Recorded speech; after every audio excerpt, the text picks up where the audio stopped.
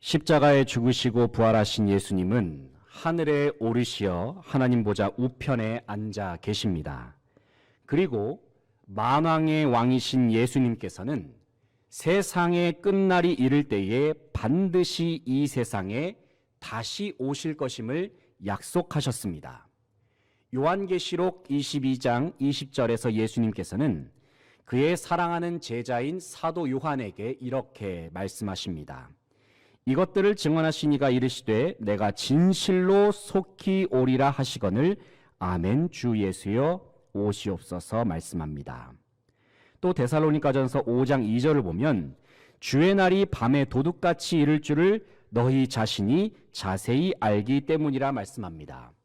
여기서 바울은 주님께서 다시 오시는 그날이 도둑같이 예상치 못한 순간에 이르게 될 것임을 말씀합니다. 또 데살로니가전서 4장 16절로 18절 말씀을 보면 사도 바울은 이렇게 말씀합니다. 주께서 호령과 천사장의 소리로 하나님의 나팔 소리로 친히 하늘에서부터 강림하시리니 그리스도 안에서 죽은 자들이 먼저 일어나고 그 후에 우리 살아남은 자들도 그들과 함께 구름 속으로 끌어올려 공중에서 주를 영접하게 하시리니 그리하여 우리가 항상 주와 함께 있으리라. 그러므로 이러한 말로 서로 위로하라 말씀합니다. 여기에서도 마찬가지로 사도 바울은 주님께서 이 땅에 다시 오실 때에 세상의 마지막 날에 일어날 일들에 관하여 자세히 설명하고 있습니다. 주님께서 이 땅에 강림하실 때에 먼저는 그리스도 안에서 죽은 자들이 일어납니다. 그 다음에 살아남은 자들도 함께 공중으로 올라갑니다. 그리고 마침내 모든 주님의 자녀들은 영원토록 주님과 함께 거하면서 살게 될 것을 바울은 확실하게 말씀합니다. 어떤 이들에게는 이 세상의 마지막 날이 다가온다는 사실이 두려움으로 느껴질 수도 있습니다. 하지만 예수님을 마음에 모시는 하나님의 백성들에게는 주님께서 다시 오시는 종말의 때는 축복의 날입니다. 왜냐하면 그 날은 우리가 그토록 보고 싶어 하던 예수님을 직접적으로 만나 뵈옵는 날이기 때문입니다. 그 날이 오면 모든 세상의 짐과 눈물은 사라질 것입니다.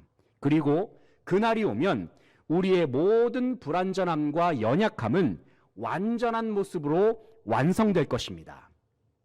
우리가 함께 읽은 본문 말씀은 사도 베드로가 초대교회 성도들에게 주님의 재림에 관한 내용을 편지로 기록한 부분입니다. 베드로가 이 내용에 관하여 편지를 쓴 이유는 당시 초대교회 안에 주님의 재림에 관한 잘못된 정보를 전파하는 이단 세력이 있었기 때문입니다. 이 사람들은 소위 거짓 선지자라고 불리는 무리들입니다. 그런데 그들은 주님의 재림을 기다리는 성도들에게 이와 같은 이단 사상을 퍼뜨리고 있습니다.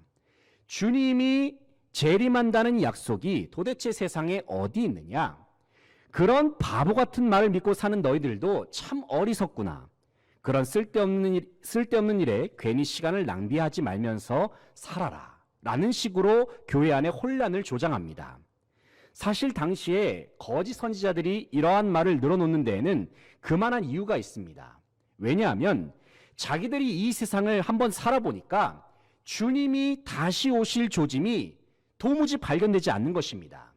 그리스도인들끼리는 마라나타, 아멘 주 예수여 오시옵소서라는 문구로 서로에게 문안 인사를 합니다. 하지만 세상은 여전히 힘들기만 하고 여전히 세상은 분주하고 하나도 나아질 기미가 보이질 않습니다. 그러니 주님의 재림이란 말은 그들에게 있어서는 마치 뜬구름 잡는 이야기처럼 들렸던 것입니다.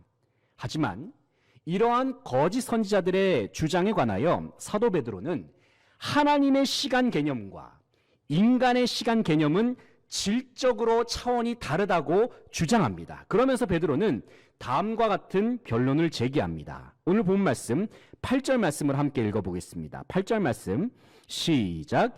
사랑하는 자들아 주께는 하루가 천년 같고 천년이 하루 같다는 이 한 가지를 잊지 말라. 아멘. 8절에서 베드로는 주께는 하루가 천년 같고 천년이 하루 같다 말씀합니다. 이 말씀은 하나님은 시간을 창조하시고 주관하시며 시간을 초월하시는 분이심을 의미합니다. 사람에게 있어서 시간 개념은 과거로부터 미래로 향하는 일직선상의 시간만 있습니다. 그렇기 때문에 사람은 지나간 과거의 시간으로는 결코 되돌아갈 수가 없습니다. 하지만 하나님께서는 과거에도 계시고 오늘도 계시고 미래에도 계시는 하나님이십니다. 다시 말해서 하나님께서는 모든 시공간을 만드셨고 그 시공간을 넘나드시는 유일한 분이십니다. 그렇기 때문에 인간이 느끼는 시간 개념과 하나님의 시간 개념은 당연히 다를 수밖에 없습니다. 비록 주님의 재림이 어떤 사람들에게는 더디게 느껴진다 하더라도 베드로는 확신의 참말로 선포합니다. 하나님의 때가 이르게 되면 주님께서는 반드시 이 세상에 다시 오신다 말씀합니다. 하지만 주님의 재림을 기다리는 초대교회 성도들 중에는 여전히 주님께서 다시 오시는 때가 언제인지 의문을 품는 사람들이 있었습니다. 그들은 주님을 기다리면서 왜 지금 당장 주님이 다시 오시질 않나요? 질문합니다. 왜 그들은 이토록 주님의 재림이 속히 오기를 간절히 바라고 있을까요? 그만큼 이 세상에서 믿음을 지키면서 사는 것이 너무나도 힘들고 버겁게 느껴지기 때문입니다. 핍박도 많습니다. 여러 가지 탄압도 많습니다. 너무나도 힘겹게 느껴지다 보니 이단 사상이 퍼뜨리는 말들에 흔들리기도 하고 마음이 약해지기도 합니다. 하지만 그때에 베드로는 초대교회 성도들에게 주님의 재림이 당장에 임하지 않는 이유에 관하여 다음과 같이 설명합니다. 9절 말씀을 함께 읽겠습니다. 9절입니다. 시작. 주의 약속은 어떤 이들이 더디다고 생각한 것 같이 더딘 것이 아니라 오직 주께서는 너희를 대하여 오래 참으사 아무도 멸망하지 아니하고 다 회개하기에 이르기를 원하시느니라. 아멘. 9절의 하반절을 보면 오직 주께서는 너희를 대하여 오래 참으사 아무도 멸망하지 아니하고 다 회개하기에 이르기를 원하시느니라 말씀합니다. 이 말씀 속에서 베드로는 주님의 재림은 반드시 온다고 말씀합니다. 하지만 주님의 재림이 즉시 임하지 않는 이유는 아직도 하나님께서는 주님께로 돌아오지 않는 영혼들을 애타는 마음으로 기다리고 계시기 때문이었습니다. 다시 말해서 세상 사람들이 죄악으로 말미암아 하나님을 멀리 떠나버렸다 하더라도 주님은 여전히 그들이 회개하고 돌이켜서 예수님의 이름으로 구원을 받아 천국 백성된 삶을 살게 하시기를 간절히 원하고 계신다는 사실입니다. 하지만 주님의 기다림에도 반드시 끝이 있습니다. 왜냐하면 세상의 마지막 날이 오면 예수 그리스도께서는 반드시 이 세상에 다시 임하시기 때문입니다. 그리고 그날은 아무도 모르는 사이에 도적같이 임할 것을 성경은 증언합니다. 그렇기 때문에 사도 베드로는 주님의 재림을 기다리는 모든 그리스도인들이 주님 다시 오실 때까지 어떠한 자세로 살아가야 하는지 구체적인 권면의 말씀을 전합니다. 11절로 12절 말씀을 함께 읽어보겠습니다. 이 모든 것이 이렇게 풀어지리니 너희가 어떠한 사람이 되어야 마땅하냐? 거룩한 행실과 경건함으로 하나님의 날이 임하기를 바라보고 간절히 사모하라. 그날에 하늘이 불에 타서 풀어지고 물질이 뜨거운 물에 녹아지려니와. 아멘. 11절 하반절에서 베드로는 너희가 어떠한 사람이 되어야 마땅하냐라고 질문합니다. 그리고 이어지는 말씀에서 베드로는 주님의 재림을 기다리는 자들은 거룩한 행실과 경건함, 그리고 12절의 말씀과 같이 간절히 사모하는 마음을 가지고 살라 말씀합니다. 여기서 우리는 주님의 재림을 기다리는 성도들은 어떠한 사람이 되어야 하는지 세 가지 교훈을 얻을 수가 있습니다. 첫째는 거룩한 행실로 살아가는 그리스도인이 되어야 합니다. 여기서 거룩이라는 말은 악으로부터 철저하게 구별되어서 하나님께 온전히 헌신한 것을 말합니다. 이 말씀은 그리스도인은 세상에 속한 것들을 추구하지 말고 하나님께 속한 것들을 얻기 위하여 마음을 다해야 한다는 의미입니다. 둘째는 경건한 그리스도인이 되어야 합니다. 여기서 경건은 하나님을 닮는 것을 말합니다.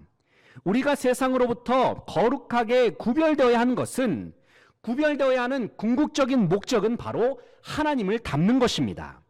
하나님의 꿈을 마음에 품고 예수님의 성품을 우리 가운데 가득 채우고 성령의 충만함으로 살아갈 때에 우리는 경건한 그리스도인이 될 수 있습니다. 셋째는 간절한 마음을 품는 그리스도인이 되어야 합니다.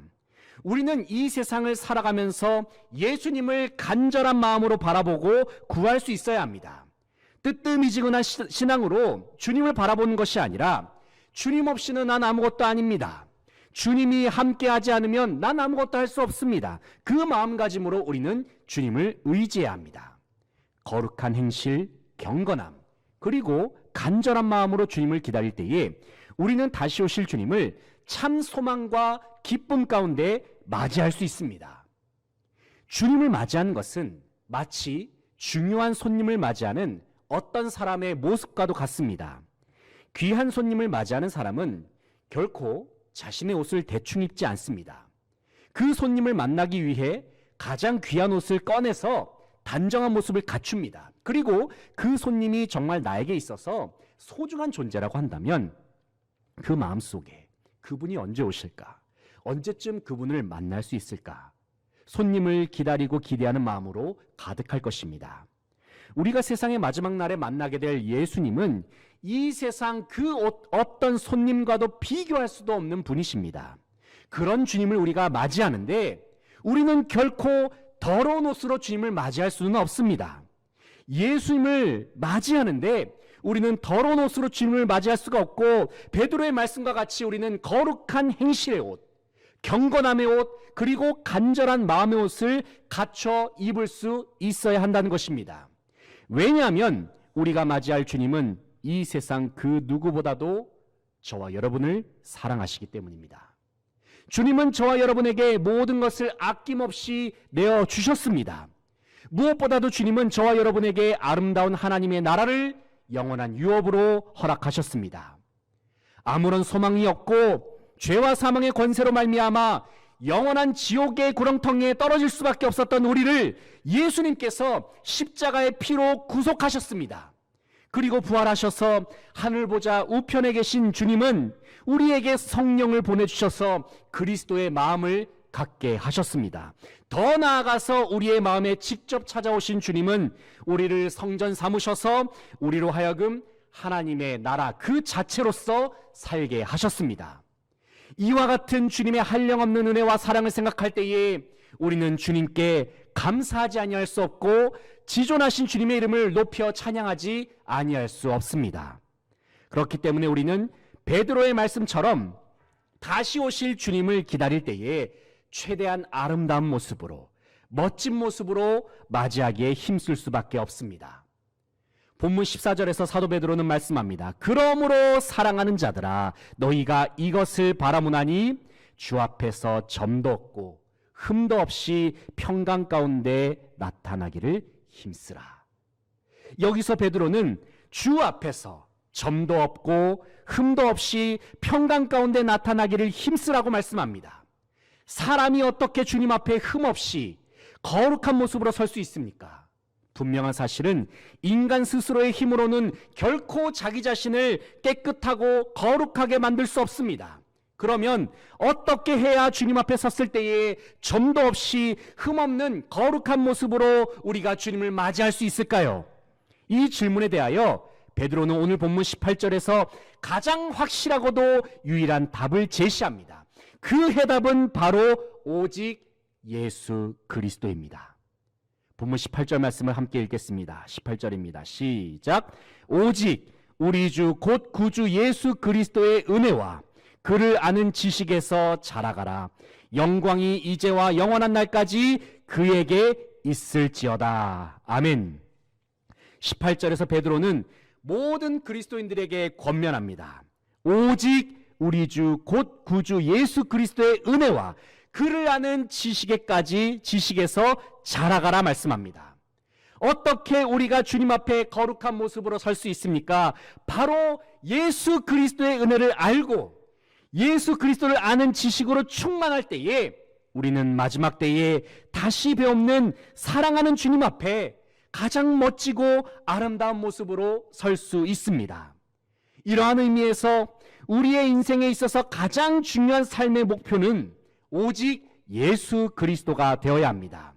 우리는 예수 그리스도가 어떤 분이신지 알기에 힘써야 하고, 예수 그리스도께서 나를 위하여 어떠한 일을 행하셨는지 알기에 힘써야 합니다.